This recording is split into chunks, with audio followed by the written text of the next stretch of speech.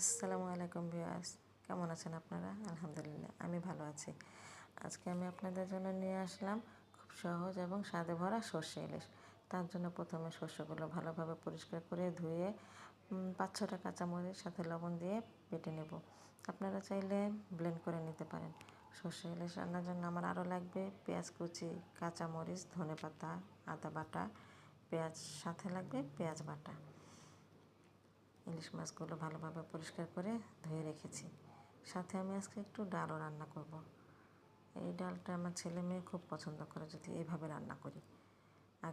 আগে ভেজে পেঁয়াজ দিয়ে ডাল, আদা বাটা, হলুদ, লবণ, সাথে 2টো তেজপাতা দিয়ে ভেজে রান্না করলে ডালটা খুব সুন্দর একটা ঘ্রাণ আসে। আমার ছেলে মেয়ে মজা করে খায়। এই তো রান্নার জন্য ইলিশ রান্না। এখন চুলায় একটি প্যান দিয়ে সর্ষের তেল দিব, সাথে 1 কাপ পেঁয়াজ কুচি। পেঁয়াজ কুচিটা ভাজবো। হালকা ভাজা হলে ইলিশ মাছগুলো একটু হলুদ লবণ দিয়ে মাখিয়ে নিয়ে রাখতে হবে। আর পেঁয়াজ কুচিগুলো হালকা ভাজা হয়ে আসলে সর্ষেটা পানি দিয়ে গুলে ছেঁকে দেব, ফাইবারটা ফেলে দেব।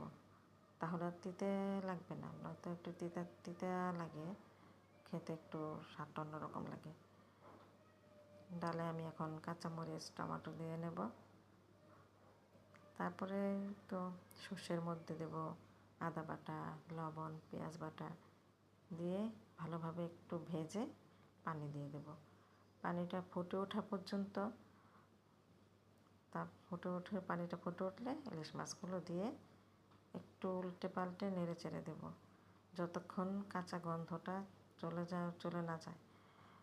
ভালোভাবে পানি শুকিয়ে নামিয়ে নেব। এখন গরম গরম পরিবেশন করব। ডাল, সর্ষে ইলিশ হয়ে গেল আমার আজকের রান্না।